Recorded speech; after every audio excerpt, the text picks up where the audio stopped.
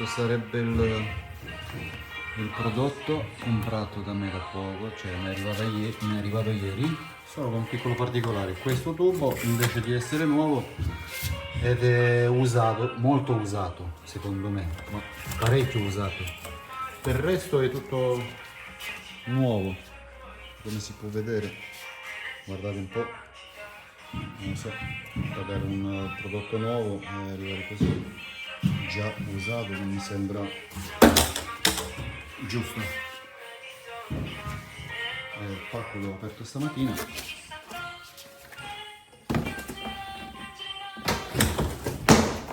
Guardate qua.